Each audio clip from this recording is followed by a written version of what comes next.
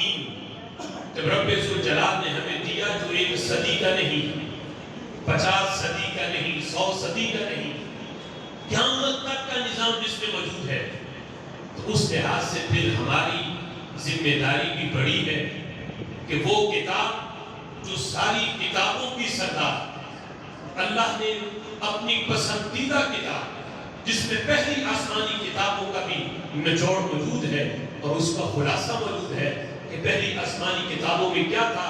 ان سب کا مجموعہ قرآن مجید فرقان حمید رب ذوالجلال نے جس امت کو دیا، اس لحاظ سے ان کی ذمہ داری بھی بڑی ہے۔ اب دیکھو یہ ذمہ داری جو رب ذوالجلال نے قرآن کی صورت میں ہمیں عطا کی، کتنی بڑی ذمہ داری ہے، اور اس کا نبھانا آج ہر کلمہ گو مسلمان کے لیے کتنا ضروری ہے۔ رب ذوالجلال قرآن مجید فرقان حمید میں ارشاد فرماتا ہے قُلْ يَا أَهْلَ الْكِتَابِ لَسْتُمْ عَلَى شَيْءٍ، اللہ فرماتا ہے محبوب ان سے فرما دو لَسْتُمْ عَلَى شَيْءٍ، تم کسی چیز پر نہیں ہو۔ لَسْتُمْ عَلَى شَيْءٍ، یہ خطاب اہل کتاب سے ہے۔ قُلْ يَا أَهْلَ الْكِتَابِ لَسْتُمْ عَلَى شَيْءٍ، اے کتابیوں، اے یہود و نصارہ، لَسْتُمْ عَلَى شَيْءٍ، تمہاری کوئی حیثیت نہیں، تم کچھ بھی نہیں ہو۔ تمہاری حیثیت کب بنے گی؟ اللہ فرماتا ہے حَتَّى تُقِيمُوا التَّوْرَاةَ وَالْإِنْجِيلَ، یہاں تک کہ تم توریت کو قائم کرو، تم انجیل کو قائم کرو۔ وَمَا أُنزِلَ إِلَيْكُمْ مِن رَبِّكُمْ، اور اللہ نے تم پر جو نازل کیا تمہاری طرف، جب تک تم اس کو قائم نہیں کرو گے تو تب تک تمہاری کوئی حیثیت نہیں رب کے دربار میں۔ یا اہل الکتاب لستم علی شیء، کچھ نہیں ہو تم، اپنے تائیں تم یہ سمجھ رہے ہو کہ ہم پوری دنیا پہ حکومت کر رہے ہیں، ہماری یہ حیثیت ہے، یہ حیثیت ہے۔ فرمایا رب کے دربار میں تمہاری 1% بھی تمہاری کوئی قیمت نہیں، تم صفر ہو رب کے دربار میں۔ لستم علی شیء، کوئی حیثیت نہیں تمہاری۔ بنے گی حیثیت کب؟ حتیٰ تقیموا التوراۃ، جب تم توریت قائم کرو، انجیل کو قائم کرو، اور جو اللہ نے تم پہ نازل کیا۔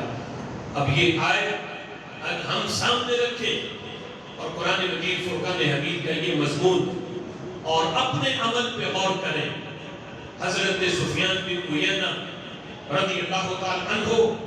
جب یہ آیت پڑھتے تھے تو آپ اس آیت کے بارے میں یہ کہتے، بخاری شریف کتاب التفسیر کے اندر وہ لفظ موجود ہے، سفیان بن عیینہ کہتے ہیں ما فی القرآن آیات اشد علی من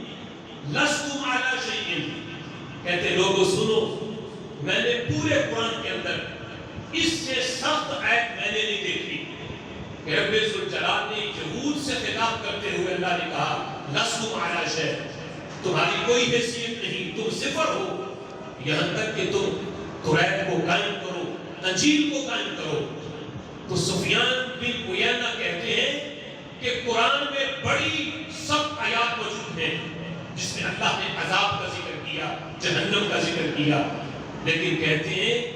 میرے پورا قرآن میں کوئی آیت پڑھ کے اتنا دل دہلتا نہیں اور رونگٹے کھڑے نہیں ہوتے اور اتنا میں گھبراتا اور پریشان نہیں ہوتا جتنا یہ والی آیت پڑھ کے ہوتا ہوں کہ اللہ جب یہودیوں سے عیسائیوں سے کہے لستم علی شیء، تم کچھ بھی نہیں، جب تک تم توریت کو قائم نہ کرو، انجیل کو قائم نہ کرو۔ تو سفیان بن عیینہ کہتے ہیں میں اس جگہ پہ خود کو رکھ کے سوچتا ہوں کہ جب یہود نصارہ توریت اور انجیل پر عمل کیے بغیر کچھ نہیں، تو ہم قرآن کو چھوڑ کے رب کے دربار میں مقام کیسے حاصل کر سکتے ہیں؟ جو توریت کے بارے میں اللہ فرماتا ہے اگر اس کو قائم نہیں کرو گے تو لستم علی شیء، تمہاری کوئی حیثیت نہیں۔ تو سفیان بن عیینہ کہتے ہیں کہ ہم تو قرآن والے ہیں، ہم توریت والے نہیں، ہم نہ انجیل والے ہیں، ہم تو قرآن والے ہیں۔ جب توریت انجیل قائم نہ کر کے یہود و نصارہ کی کوئی قیمت نہیں تو قرآن قائم نہ کر کے مسلمانوں کی قیمت کیسے بن سکتی ہے؟ مسلمان چاہتے ہیں کہ رب کے دربار میں بھی ان کی ویلیو بنے اور پوری دنیا میں مسلمان راج کریں اور ان کا غلبہ ہو، تو رب ذوالجلال نے نصاب دے دیا، یہ قرآن تمہارے سامنے ہے، اس کو صرف دم کے لیے نہیں پڑھنا، اس کو صرف اس وقت لیے نہیں پڑھنا کہ خیر و برکت ہو، اس کو یہ سوچ کے پڑھو کہ خیر و برکت بھی ہے، قیامت تک کا نظام بھی اس کتاب کے اندر موجود ہے۔ سبحان اللہ۔ اگرچہ قرآن چومنے سے بھی برکت آتی ہے، لذت ملتی ہے، سینے سے لگانے سے بھی لذت ملتی ہے، اگرچہ قرآن دیکھنے سے بھی سرور ملتا ہے، اور دم کرنے سے ظاہر اور باطن کی بیماری دور ہوتی ہے، لیکن قرآن کا نزول اس وجہ سے نہیں ہوا کہ قرآن کو محض چوما جائے، قرآن کا نزول اس وجہ سے نہیں ہوا کہ پڑھ کے دم کیا جائے، قرآن کا نزول محض اس وجہ سے نہیں ہوا کہ اس میں صرف برکت لے لی جائے، قرآن کا نزول اس لیے ہوا کہ رب ذوالجلال نے اس میں قیامت تک کے ہر دن کا نصاب دیا، اس کتاب کو ماننے والے نظام بھی اس کتاب والا اب چلائیں اور اس پہ عمل کریں۔ اب یہ نہیں کہ قرآن گھر میں اگر ناچاکی ہے، کاروبار نہیں چلتا، تو مدرسے سے بچوں کو بلا کے قرآن پڑھا لیا جائے کہ خیر و برکت آئے، لیکن نظام گھر کا ماحول کیسا ہو، دکان چلانی کیسے ہے، بندہ کہے اس کے لیے تو قرآن کی کوئی ضرورت نہیں، یہ تو میں جو کاروبار کے ماہر تاجر ہیں ان سے پوچھوں گا کہ کاروبار میں ترقی کیسے ہوتی ہے، گھر کا نظام کیسے چلانا ہے۔ یہ تو امریکہ ہمارے سامنے ہے، ترقی یافتہ ملک ہے، ہم تو ان کو دیکھ کے اپنے محلے کا اپنے ملک کا نظام چلائیں گے۔ تو قرآن یہ نہیں کہتا، قرآن کی چاہت، اسلام کی چاہت یہ ہے کہ بندہ مسجد میں بیٹھا ہے، نصاب چاہتا ہے کہ مسجد کا نصاب کیا ہے، پھر بھی قرآن سے ملے گا، گھر میں بیٹھا ہے چاہتا ہے گھر کا نصاب ملے، پھر بھی قرآن کھولے، نصاب اس کے قرآن سے مل جائے گا۔ اگر دکان پہ بیٹھا ہے، کاروبار میں ترقی چاہتا ہے اور چاہتا ہے کہ میں کاروبار کیسے کروں، اگر اصول چاہتا ہے تو قرآن کھولے، اسے دکان چلانے کا نصاب بھی قرآن سے مل جائے گا۔ سبحان اللہ۔ یہ چاہت ہے آج اسلام کی، یہ چاہت ہے آج قرآن کی کہ صرف مسجد اور مدرسے کے لیے مجھے نہ کھولو، اس تک مجھے محدود نہ کرو۔